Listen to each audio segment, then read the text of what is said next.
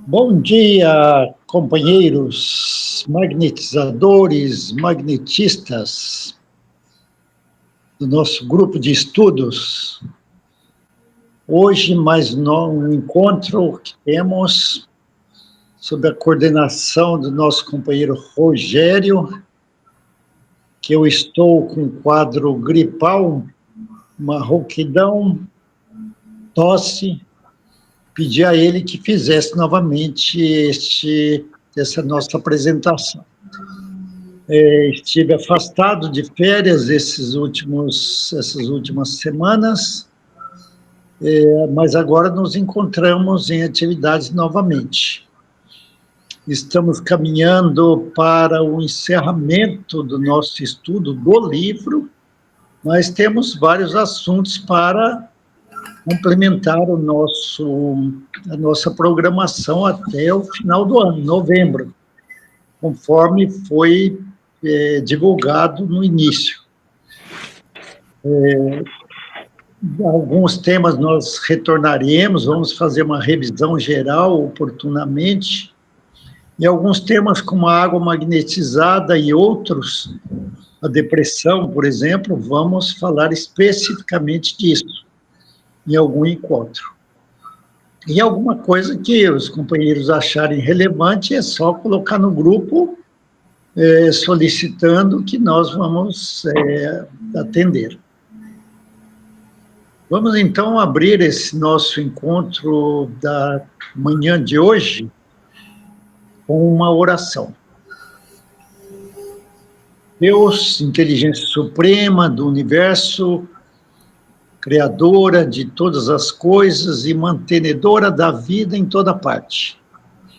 Nós agradecemos principalmente pela condição de espírito imortal que nos criastes e pela oportunidade da presente reencarnação neste educandário de almas que é a Terra, sob os cuidados e a direção do nosso mestre, nosso irmão maior Jesus Cristo, que é o governador espiritual e material do nosso orbe.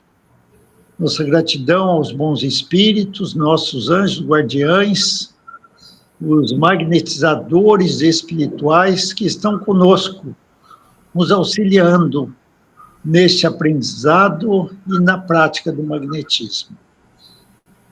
Agradecer por todas as bênçãos recebidas e por todos os bens que estão à nossa disposição, principalmente o conhecimento da filosofia espírita e da ciência do magnetismo.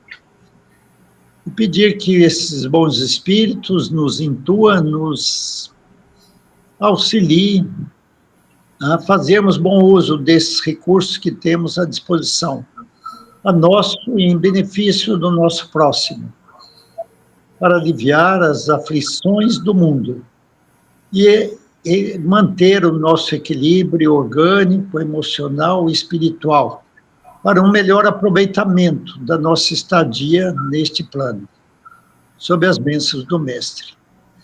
Então, assim abrimos o nosso encontro da manhã de hoje, deixando com o nosso irmão Rogério a apresentação, sendo que é muito aberto, qualquer um pode interferir, fazer perguntas, ou no chat, ou abrir o microfone e falar, pedir a palavra e falar algum esclarecimento. Nós não temos pressa, se não der para concluir hoje o material, faremos no encontro seguinte. Agora, enquanto alguém estiver falando, é bom que os demais mantenham os microfones desligados para evitar interferências. Então, muita paz para todos e um bom aproveitamento. Rogério, é contigo a palavra. Muito obrigado, Osmar. Então, bom dia a todos. Retomando o capítulo 8º, que fala de complementos valiosos do livro Magnetismo Humano, do Jacob Mello, que é o nosso livro, né, base do curso, mas também que nos impulsiona a procurar outros livros, né, outros complementos bibliográficos, doutrinários, a respeito do magnetismo e sua aplicação nas diversas patologias. Nós havíamos parado na última aula, na água magnetizada. Esse tema é um tema muito importante e vai haver uma aula específica, né? E futuramente nós vamos também agendar essa aula para ministrar. Bom, voltando ao tema de arrastamento magnético, espelhamento, só tentando me recompor aqui, porque eu havia entendido de forma errada e de forma errada transmiti para vocês, né? Quase que falando de que arrastamento e espelhamento seriam bem parecidos. Sim, são bem parecidos, mas tem um detalhe que eu não havia me atentado, e depois de estudar, principalmente para a aula de hoje, temos o protocolo do mal de Parkinson, né? Ele falava em espelhamento e eu digo, bom, não está batendo com o conceito que eu tenho em mente, que eu transmiti na aula. Eu fui rever e realmente eu tinha entendido errado e transmitido de forma equivocada para todos. Então, só fazendo uma ressalva aqui, né, vamos fazer a transmissão do conceito correto. O arrastamento, então, magnético, ele é aquele arrastamento que nós impomos as mãos na parte que está dolorida, né, ou que vai ser tratada, e colocamos, na maioria das vezes, para fora do corpo, expelindo, né, ou pelos canais normais de expulsão, né, do nosso organismo, ou então por meio dos membros superiores, né, dos braços e mãos, ou inferiores, que seriam as pernas e os pés. Então, dessa forma, nós impomos as mãos e arrastamos essa dor para fora do corpo. Isso é tratado em tumores, em inflamações, em nódulos, né? É uma forma de jogar, expelir para fora do corpo. Isso é tratado, né? É muito tratado em dores agudas e crônicas. Mas também nós podemos fazer esse arrastamento não somente nessa expulsão dessas dores para fora do corpo, mas também para fazermos as desobstruções de canais, né? Por vezes, nós sentimos que os dois centros de forças vizinhos estão com suficientes fluidos, no entanto, eles não estão se comunicando, né? O fluido que eu jogo para um, eu não consigo sentir no outro. Então, há alguma interrupção. Verificamos muito isso na fibromialgia. Todos os centros de forças estão harmonizados no sentido de todos estão com a mesma quantidade de fluidos, sentida, mas eles não estão fluindo entre si. Então, também é usada a técnica do arrastamento para desobstruir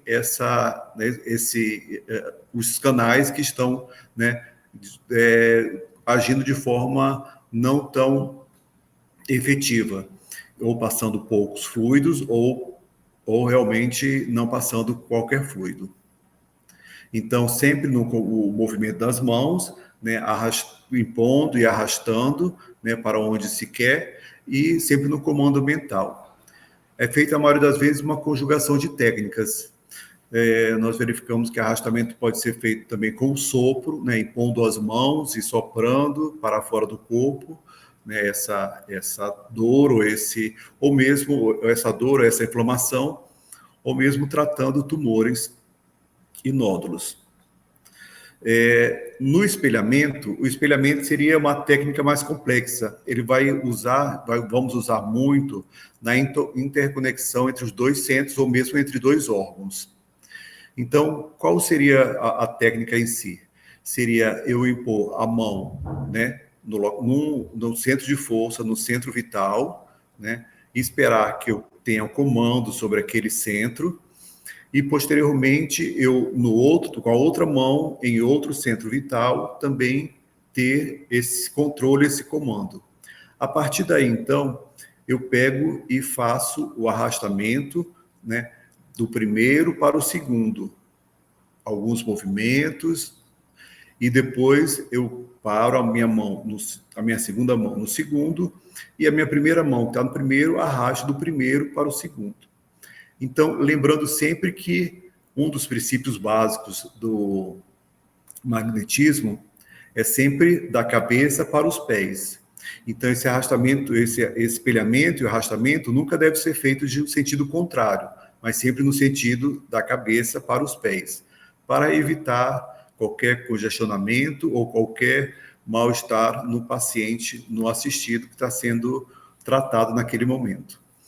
O espelhamento é usado muito para a microbiota, né, que seria, então, nossa flora intestinal, quando nós impomos as mãos no intestino e no cérebro ao mesmo tempo. E dessa forma, então, nós conseguimos equalizar, né, os dois órgãos para que eles tenham a mesma quantidade de fluidos, né, a mesma potencialidade de fluidos, e ali, ao se comunicarem, seja perfeita, então, perfectibilizada, né, o trabalho na microbiota do intestino. Também usado no Parkinson, no mal de Parkinson, essa técnica no Alzheimer, na depressão, na esclerose, no TEA. Então, só retificando o que foi falado no vídeo anterior, enquanto arrastamento, né, você joga para fora do corpo, ou então faz o desbloqueio de canais, enquanto o espelhamento, você equaliza aqueles dois pontos que você está tratando, ou dois centros de forças, ou dois órgãos, né, sendo tratados naquele momento. Espero ter me corrigido neste momento, e vamos passar, então, a matéria de hoje, a aula de hoje.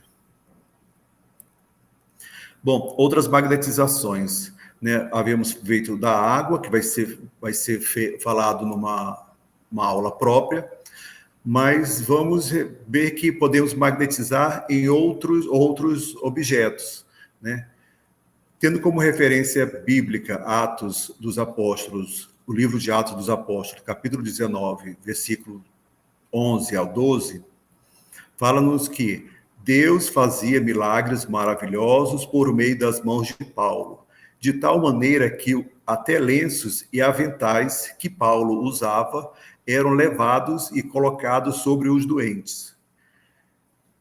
Estes eram curados de todas as suas enfermidades, assim como espíritos malignos eram expelidos deles. Então, nós verificamos que o magnetismo de Paulo também excedia a tal ponto que impregnava os objetos inanimados, os objetos mortos, digamos assim, lenços e aventais, né? E isso era utilizado no tratamento de pessoas ou que estavam doentes ou que estavam obsidiadas. Nós podemos, em nosso dia a dia, né, magnetizar, às vezes, a própria cama antes de dormir, é uma forma de magnetizar também, e colocar bons fluidos, porque vamos passar ali 8 horas, né? Ou magnetizar, quem sabe, o pijama, né, que estaremos usando, né, nessas 8 horas, no mínimo 8 horas, né, na cama ou dormindo. Isso vai auxiliar também no nosso refazimento, né, fluídico, durante o dia ou em alguma atividade que foi cansativa, né, isso nos ajudará também no refazimento durante o sono, durante aquela etapa que nós estaremos ali em inatividade. Os outros objetos, né, nós podemos magnetizar, são elementos sólidos ou líquidos. A água nós verificamos, podemos magnetizar, quem sabe, o soro fisiológico do paciente que está ali sendo ministrado no hospital, né? Elementos sólidos, o remédio que o paciente toma ali no seu dia a dia, né? Durante seu tratamento, né? Podem ser magnetizados, né? algo vivo, né? Coisas vivas e coisas mortas. Podemos magnetizar plantas, podemos magnetizar frutas, né? Sementes, né? O alimento a ser ingerido, podemos magnetizar também, além dos alimentos, bebidas e também até o oxigênio que o paciente internado esteja, né, inalando por aparelhos hospitalares. É uma forma também de ampliarmos o tratamento pelo magnetismo, não somente quando ele está na maca, né, mas ao magnetizar os alimentos e os remédios que o paciente estaria, né, ingerindo, consumindo, isso também auxiliaria demais no tratamento da sua doença ou da sua patologia. A magnetização em idosos. Os idosos são pacientes a termos uma cautela na sua magnetização. Eles são carentes de fluidos, eles não conseguem reter fluidos durante muito tempo. Então, o ideal é que nós façamos isso por 3 ou 4 vezes na semana. Mas os fluidos que nós devemos fazer são fluidos, com o tempo, nós vamos verificar que podemos potencializar, né, a quantidade de fluidos que nós doamos no tratamento. Então, nós podemos fazer imposições, né, de fluidos de forma mais leve ou de forma mais potente. E nessas formas mais leves seria o ideal para os idosos, porque se nós doarmos muitos fluidos, né, de uma forma muito potente, ali pode acontecer que os idosos estarão sendo congestionados, né, com aquele quantidade de fluidos, porque eles não vão conseguir processar tudo aquilo que está sendo doado. O ideal, então, é fazermos poucos concentrados, né, poucas doações de fluidos, mas sempre fazendo os dispersivos, né? Então, lembrando que das regras, né, dos princípios básicos é, depois de todos concentrados, fazermos dispersivos para evitar congestionamento. Os dispersivos devem ser gerais ao final, né? E lembrando também que a água magnetizada para os idosos são sempre um complemento ao seu tratamento magnético. Em crianças também é a mesma coisa. Enquanto os idosos eles não conseguem reter por muito tempo os fluidos que são doados, sendo necessário mais de 3 ou 4 aplicações na semana, a criança ela tem muita energia. E por ter muita energia, às vezes congestiona em determinado local. Esses congestionamentos, por muitas vezes, ele traz mal-estar para a criança, né? A criança começa a passar mal, começa a ter a imunidade baixa, porque aquela energia que está ali no seu centro de força, ela está congestionando e complicando a sua saúde. Então, é feito, na maioria das vezes, bastante dispersivos na criança, e os concentrados são de formas leve ou rápidas, né? Se o magnetizador não consegue ainda potencializar, né, modular, né, quantificar os seus fluidos, então, em vez de ser de forma normal, né, faz de uma forma muito rápida os concentrados nas crianças e depois bastante dispersivo. Quando nós estamos tratando uma criança, é ideal que também tratemos também o seu familiar, aquele que está acompanhando, porque isso também vai complementar o tratamento dessa criança, né, vai ajudar na recuperação desta criança. Então, magnetiza-se primeiro a criança e depois o adulto. A usinagem deve ser muito sutil, foi o que eu havia falado, né? Devemos, então, moderar na usinagem para não fazermos doações muito grandes nas crianças. As doações devem ser bem leves. Agora, criança sem necessidade específica.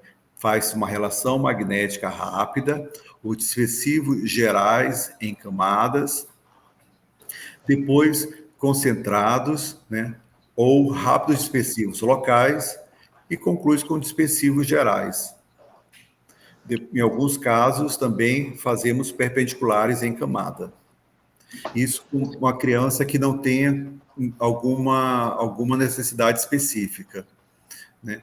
Então, é bem tranquilo, faz a relação, faz aqueles dispersivos, depois um pouco os concentrados rápidos, né, ou pequenos, e depois conclui com outros dispersivos e perpendiculares.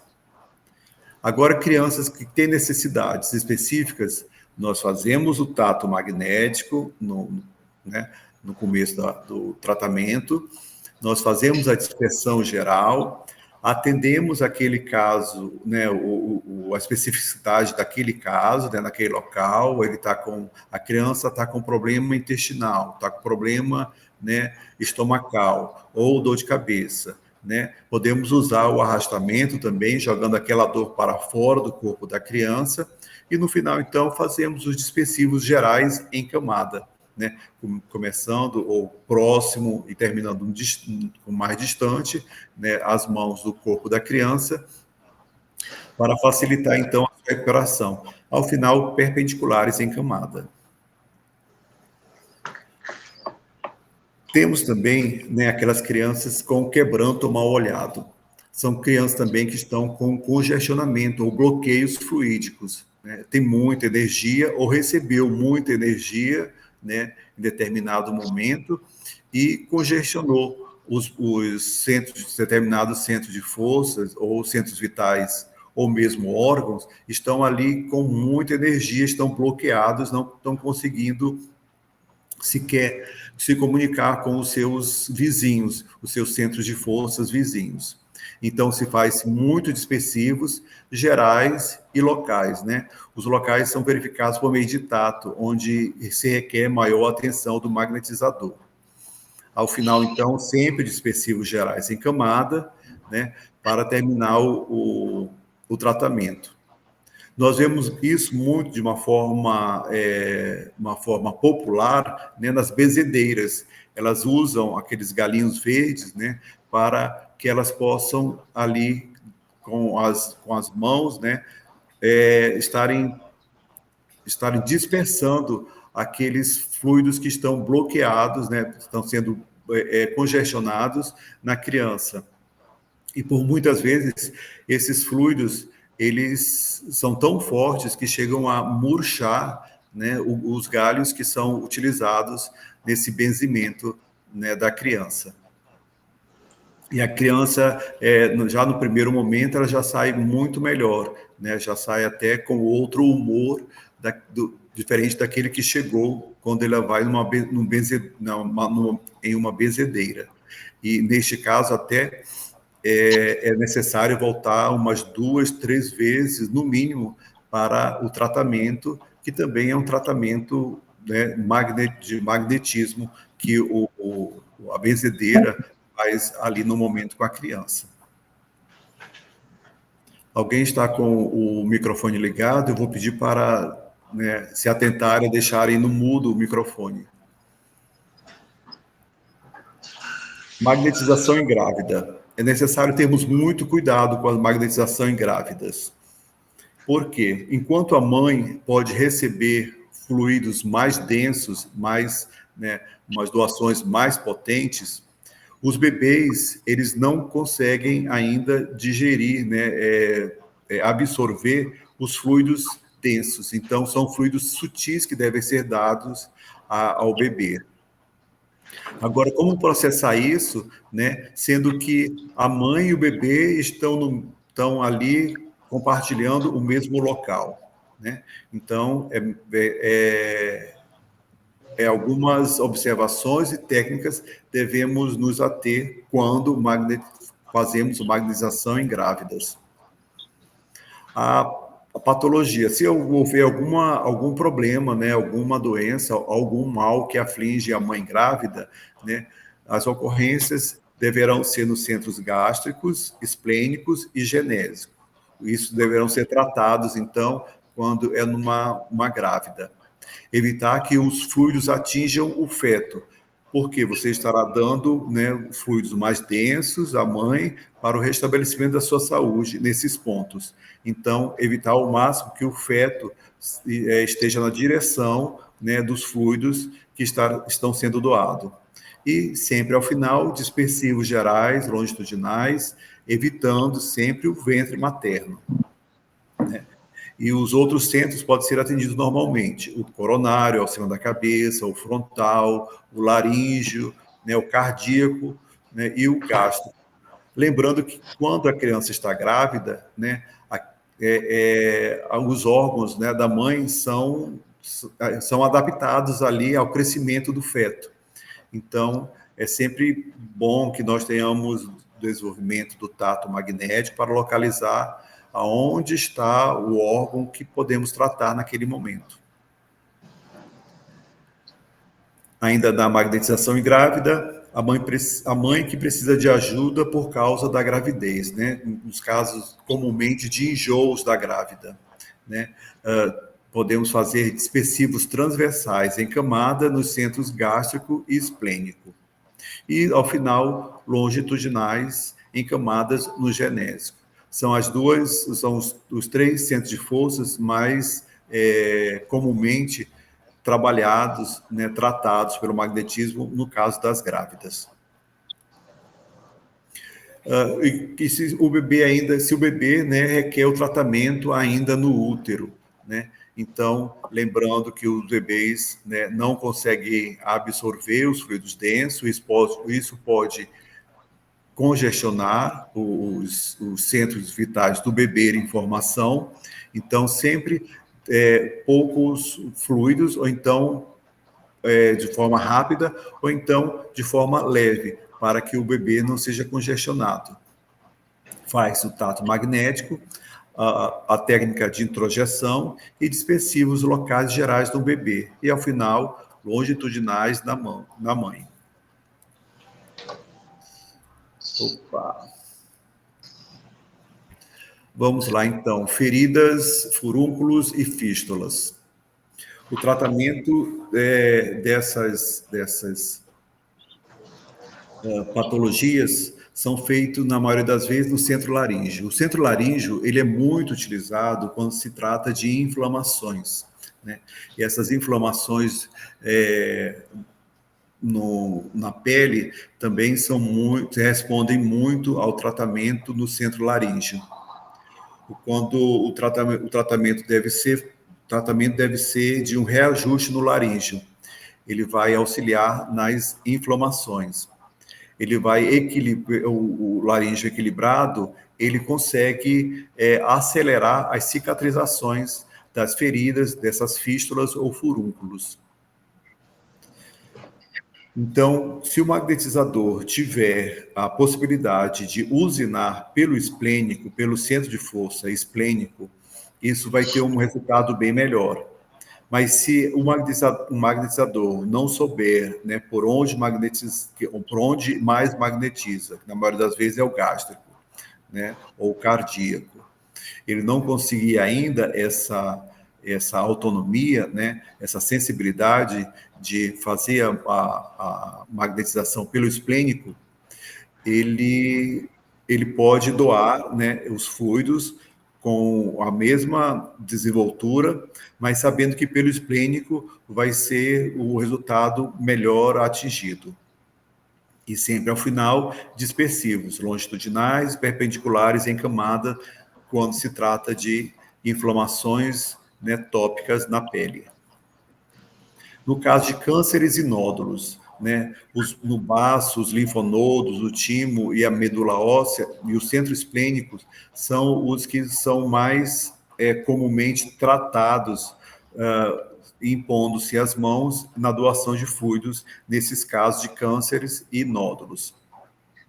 Se faz-se o encapsulamento, né, e também a curetagem, que seria a raspagem, a limpeza daquele local, retirando, né, os tecidos mortos para que auxiliar na recuperação daquele local.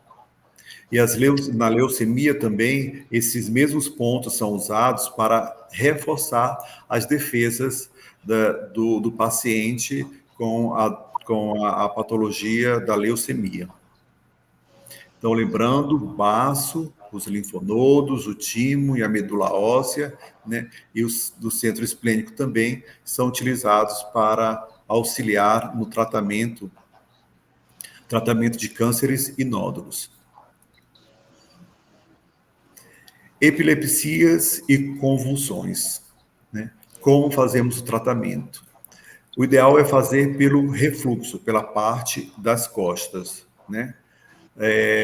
Tratarmos a parte da costa. Sempre o atendimento deve ser fora dos surtos. Não adianta a pessoa estar, né, em um surto epilético, em uma convulsão, e você querer tratar ali naquele momento.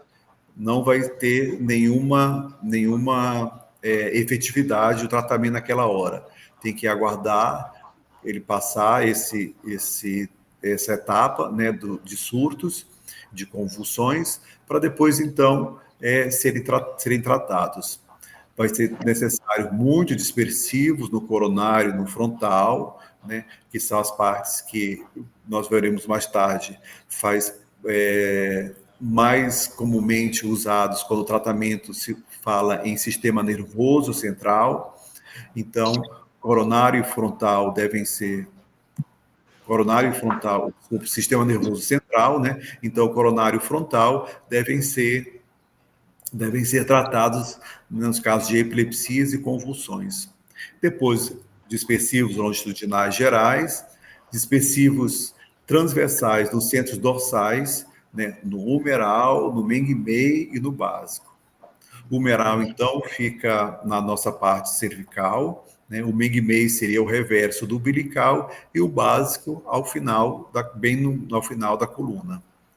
Dispersivos, então, longitudinais gerais nas costas, perpendiculares gerais até os pés, sempre em camada.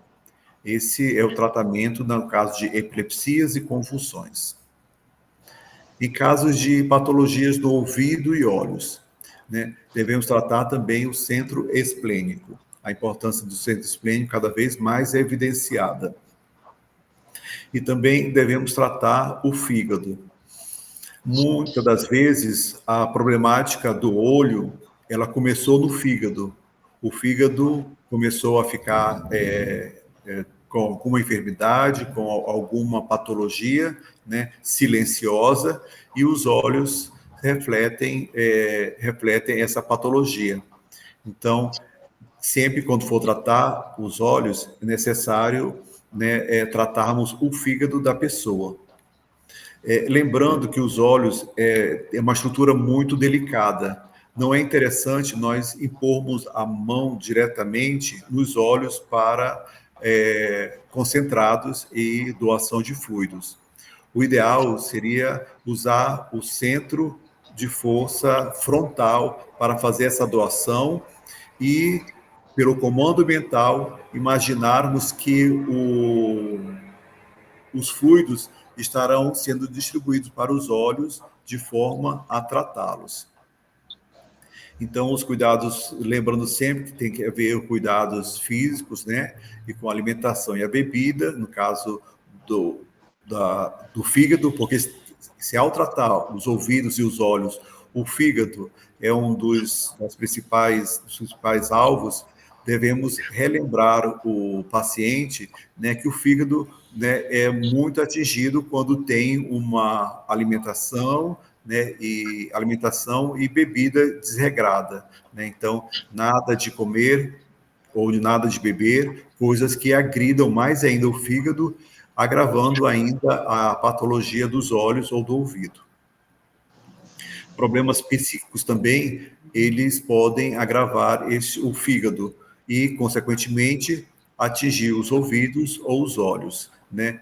Por problemas de mágoa, ira, o perdão não liberado, né? As ideias negativas, tudo isso vão atingir o fígado e, de uma forma reflexiva, atingir também os olhos e o ouvido. Então, lembrando e reforçando, os olhos e os ouvidos podem ser tratados, sim, pelo esplênico, também ressalvando que o fígado deve ser atentado nesse caso.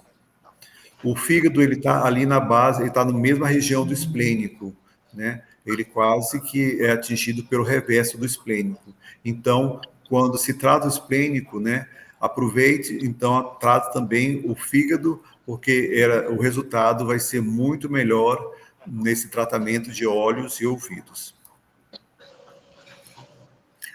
Bom, o Jacó fala no livro sobre, nós vamos verificar logo depois, sobre a necessidade de pesquisas, né, de enfermidades complexas. O quanto é difícil fazermos pesquisas no Brasil, né, e quanto mais em enfermidades mais complexas. E dessas enfermidades mais complexas, nós verificamos que são o sistema nervoso, que envolve muito o sistema nervoso, tanto central quanto periférico, né? Isso ocasionando problemas neurológicos na pessoa. Então, vamos ver o Parkinson, o mal de Parkinson, vamos ver o Alzheimer, vamos ver, né, as outras enfermidades que são atingidas, né, que são iniciadas por problemas no sistema nervoso, tanto central quanto periférico.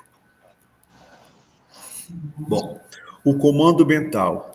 Nós, lembrando que das criações fluídicas, do comando mental, isso é o principal, é a nossa base para o tratamento do magnetismo, né? O pensamento deve ser comandado, né, focado, deve ter bastante atenção na hora do tratamento pelo magnetismo, porque pelo pensamento nós vamos manipular os fluidos e determinar que eles ajam de determinada forma em determinados locais que estão sendo tratados. Se nós não tivermos o foco, né, nesse momento, aqueles fluidos podem ser dispersados, né, e sendo subutilizados naquele momento. Então, devemos ter bastante foco na hora de emitirmos esses fluidos. E sempre com confiança, nunca deixando que o espírito da dúvida nos assole naquele momento, né? Para tanto, nós devemos fazermos a tarefa de casa, buscarmos conhecimento em termos de fisiologia, né? Onde está cada órgão, onde está cada estrutura no corpo humano, mas também como funciona cada um deles, né? Desculpe, anatomia e fisiologia, né? Então, anatomia, onde está cada órgão, e fisiologia, como eles, né, funcionam entre si, funcionam individualmente entre si. Então, se fizermos a tarefa de casa, né, também nós vamos ter cada vez mais confiança no tratamento pelo magnetismo.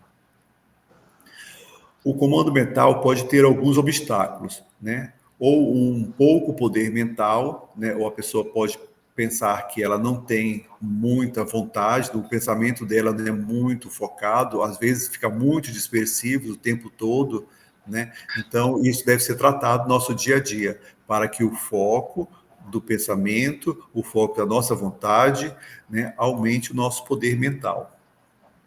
A falta de firmeza de foco do magnetizador, né? Relembrando que, por vezes, a dispersão dificulta que os fluidos sejam direcionados de uma forma específica e auxilie no tratamento bem melhor do que uma dispersão do comando mental.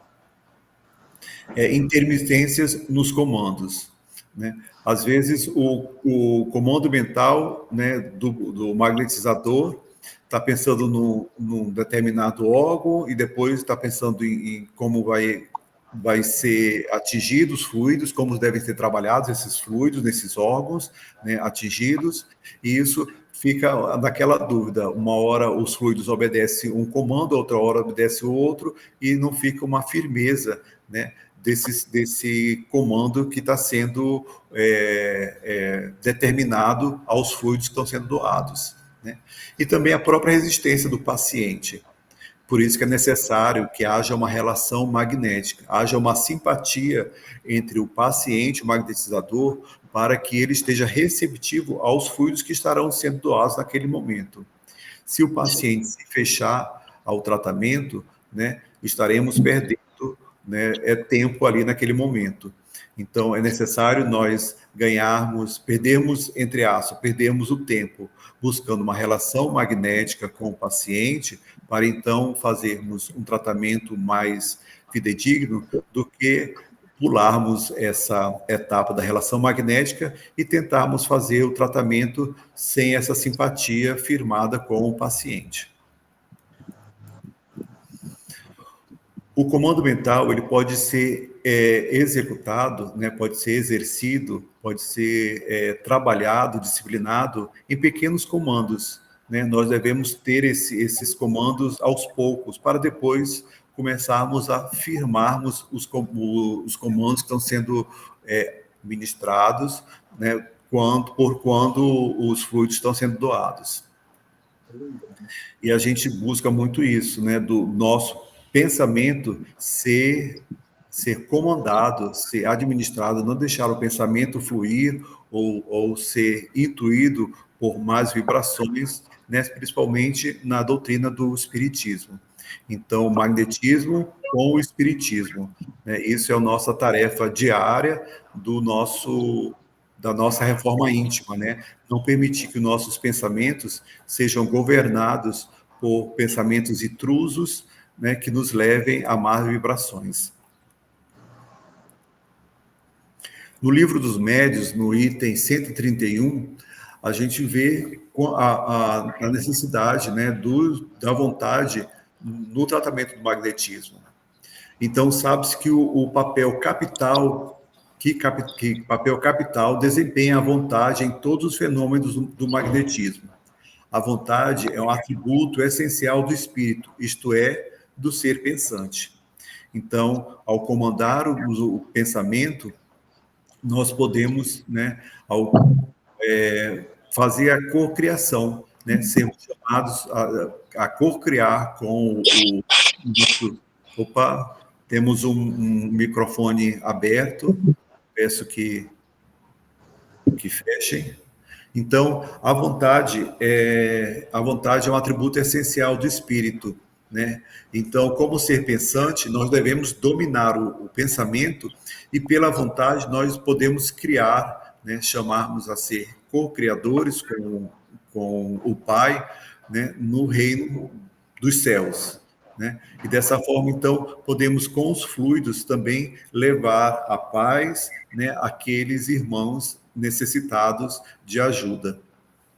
Então, devemos buscar o comando do nosso pensamento, devemos termos o comando do nosso pensamento. Com auxílio dessa alavanca, né, a vontade, ele atua sobre a matéria elementar e, por uma ação consecutiva, reage sobre seus compostos, cujas propriedades íntimas vêm assim a ficar transformadas. Tanto quanto do espírito errante, ou aquele espírito desencarnado, a vontade é igualmente atributo do espírito encarnado. Daí o poder do magnetizador, poder de que se sabe estar na razão direta da força de vontade. Então, quão importante é o comando mental, né?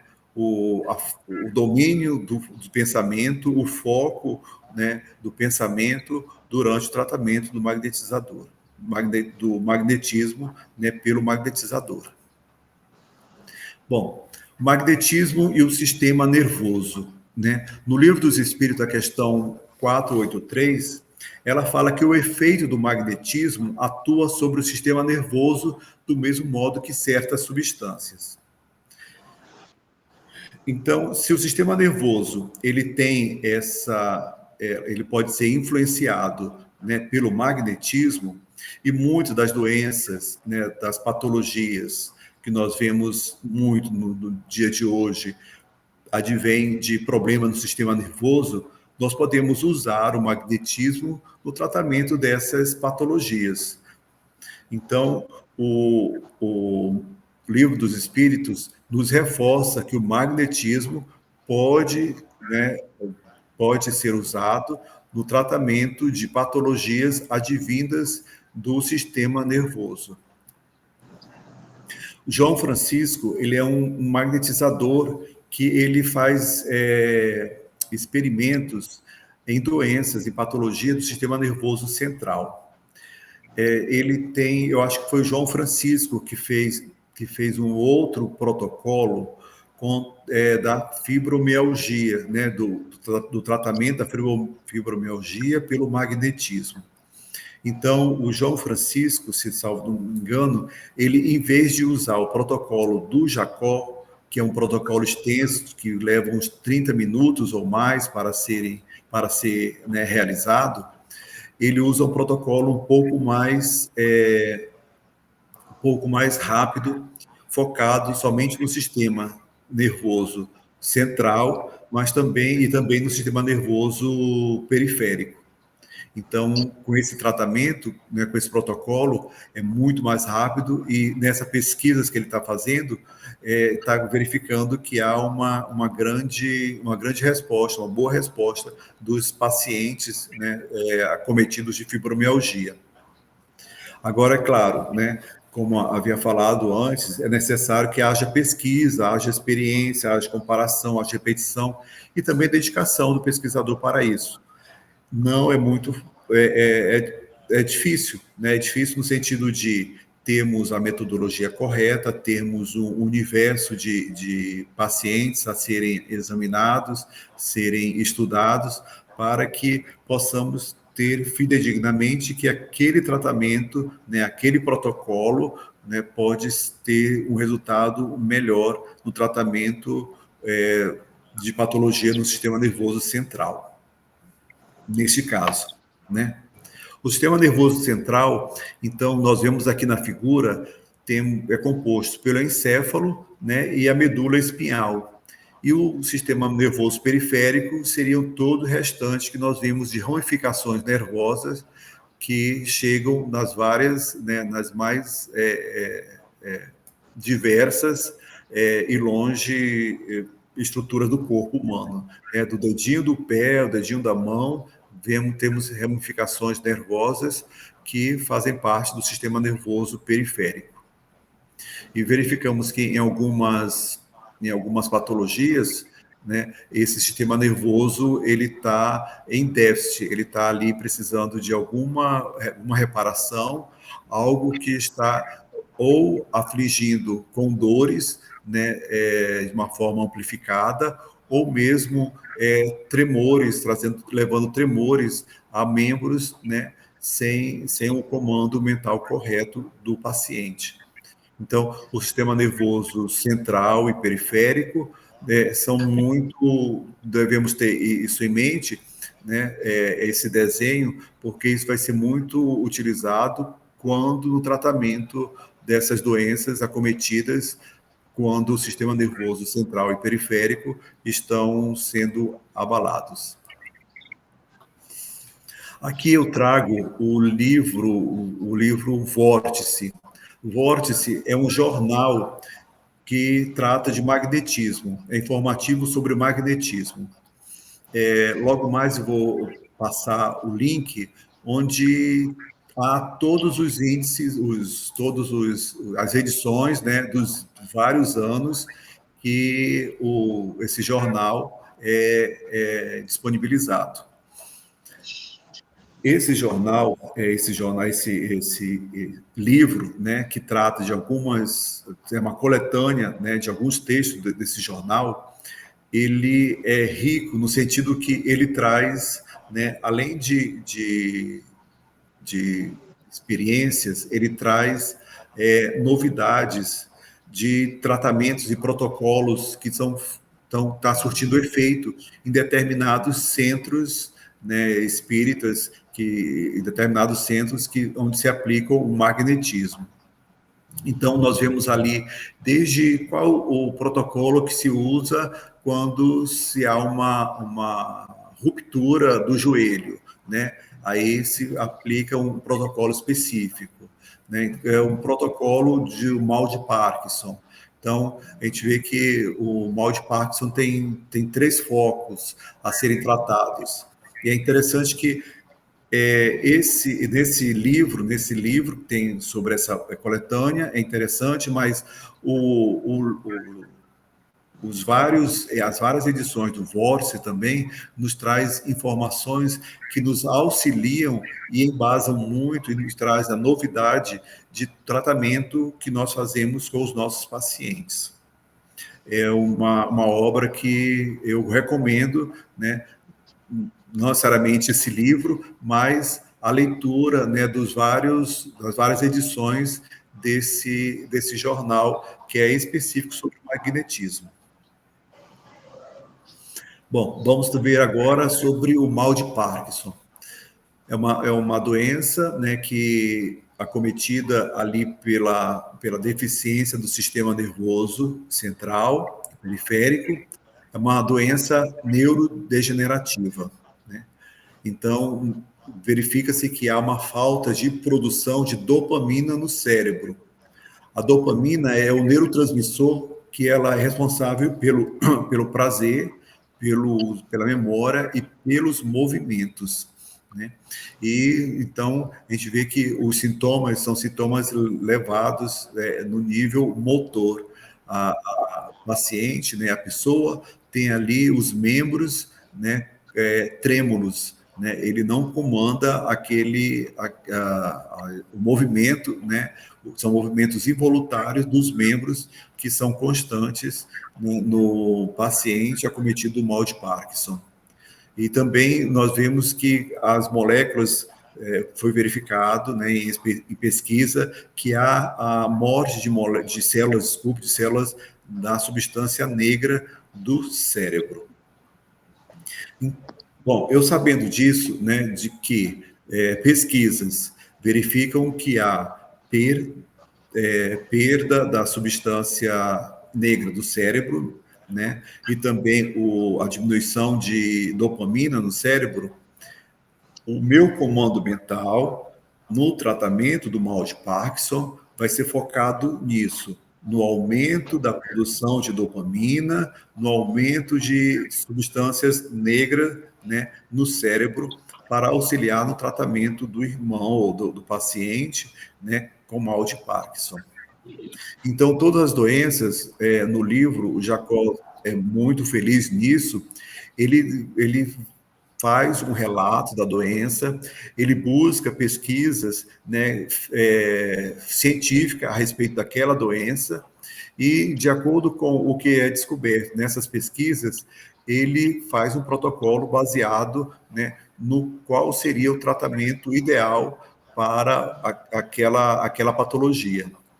Nesse caso, então, sabendo que a dopamina no cérebro é diminuída e que também a substância negra é diminuída, né? Então nós vamos focar no tratamento de mal de Parkinson nesses dois aumentos, tanto da produção de dopamina quanto da substância negra do cérebro.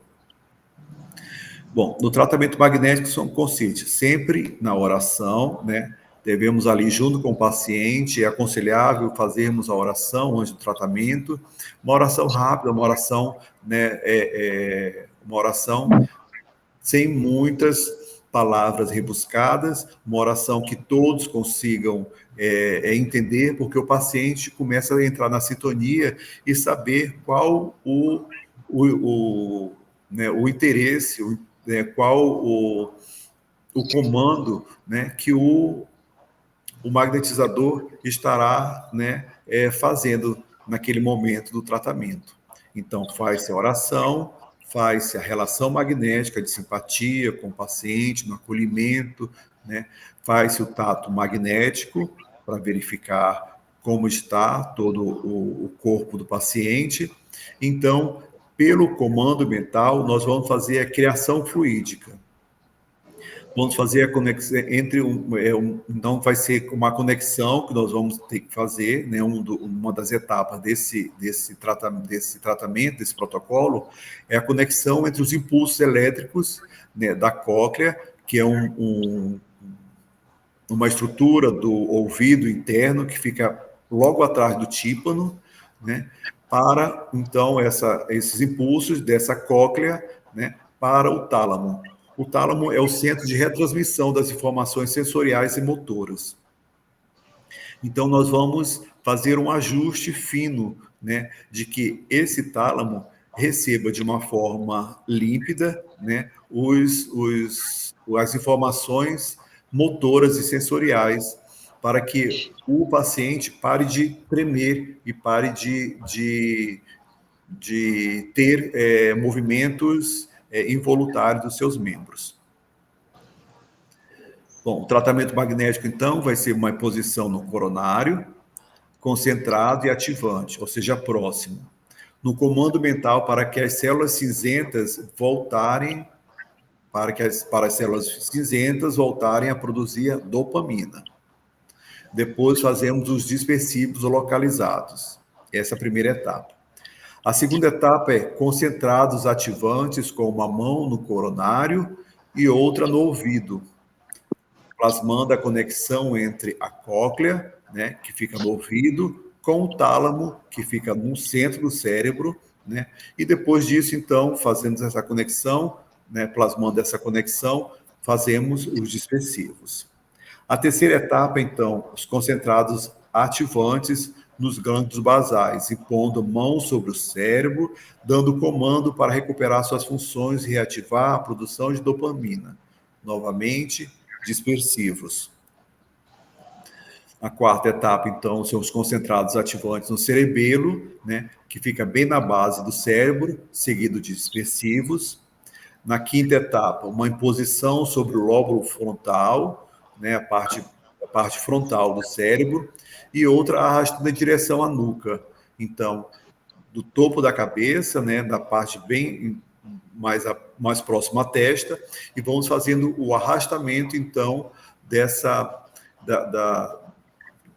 do ponto do lobo frontal até a direção da nuca, até, então, a medula espinhal, né, ativando, então, essas conexões. E depois, na sexta etapa, bastante dispersivos transversais no coronário, porque foi uma região muito trabalhada, onde teve muita imposição de concentrados ali, de fluidos concentrados. Muitos, bastante dispersivos, então, no coronário, dispersivos longitudinais gerais em camadas e perpendiculares gerais também em camadas. E, por último, a magnetização da água. Então, só revendo aqui, antes do nosso intervalo, nós vamos focar na produção da dopamina e na comunicação das estruturas cerebrais para que haja uma perfeita, que não haja intromissão, né, de conexões de informações a serem recebidas, tanto pelo tálamo como para as outras estruturas cerebrais. Bom, demos o horário, eu acredito que o próximo vai ser sobre Alzheimer. Nós vamos, então, pararmos aqui, fazermos o intervalo de 15 minutos e retornaremos, então, para a segunda parte da aula. Ok? Uma pausa para o café, para ir ao banheiro, uma água, e retornamos, então. Muito obrigado.